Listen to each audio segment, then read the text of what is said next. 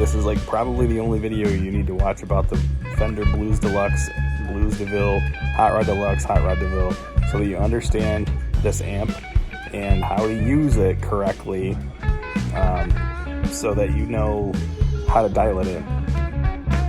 So there's a couple things to know. First off, this amp has a basement tone stack, which means you're probably going to want to leave the bass relatively low. Now, this is more for like if you're a blues or classic rock guy. If you're a jazz guy and you want to crank the bass up, have at it. But the other thing you need to know about this amplifier, and this is more for like the traditional Fender guys, is that because this amp has a presence, your mid control and your presence are tied together, and they represent basically two different aspects of your mid control. And so your traditional mid control is actually in this amplifier more similar to your presence than it is to your actual mids. So you want to treat your mid control like your low mid control, and then you want to use your presence as your upper mids, right? So anything that's not in your treble control, and then adjust it that way.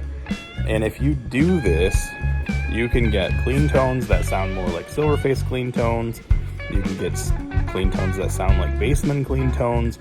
You can get distorted tones that sound really good, that are super usable for a lot of things. But if you don't do this, which this is why this amp has all the hatred on the internet, right? All these guys that complain about this amp, it's because they don't know these things. They don't know how to dial this amp in, and they don't understand how to use the controls, because really this amp control setup is really only seen in like some of the rarest Fender amps that there are, right? So this control setup in a Fender is only in like the blonde amps. That's the only era where they're like presence controls were like widely used, and that presence control is an awesome feature, because it changes your mids, and you can actually, like, what's crazy is there's actually more options in a Blues Deluxe or Hotrod Deluxe or Blues Deville than there is in a lot of traditional Fender amps, because you have an ability to, what I would say to round out, round out the mids, like the low mids. So you can take maybe your Strat sounds kind of thin, take the mids almost all the way down, and then just start to push them up to that exact point that you want. Same thing with the lows. You can take the lows all the way down and then push them up to that point where they're just exactly where you want them to be. I think, between that and then, your same thing with your presence. It's like, I'm going to dial my treble up, and then I can adjust my presence exactly where I want it, so that I get, really good clarity, but it's not overly crazy. And you can't. I mean, a lot of these old Fenders only had, a mid, or they didn't even have a mid control. They just had a bass and a treble.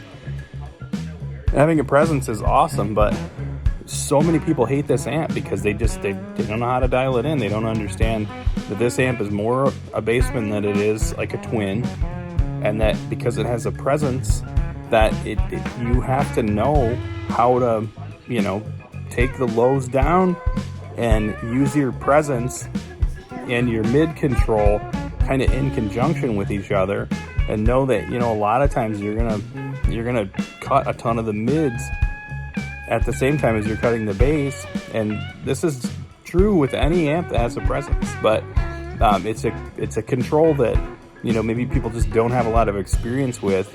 And so because, Fender just sort of left the left the controls very much like they're just wide open, so you can do a lot of different things with them. But people complain about this amp. Even the overdrive, once you understand that, those two things about the amp, the overdrive in that amp sounds great. It's really, what's funny is guys will put a tube screamer in front of one of these amps, and that same chip is the same chip that's used in the Blues Deluxe and the Hotrod Deluxe, is basically a tube screamer overdrive chip that they're using to achieve the distortion in the amp. So hopefully this helps you. If you have one of these amps, I would you should run home right now, and if you're at your job, just tell them that you're sick, like you have diarrhea or something. Just be like, I just said, I gotta go home right now. I have a migraine. Leave your job and just go and play with your amp so that you can figure out how to dial the thing in.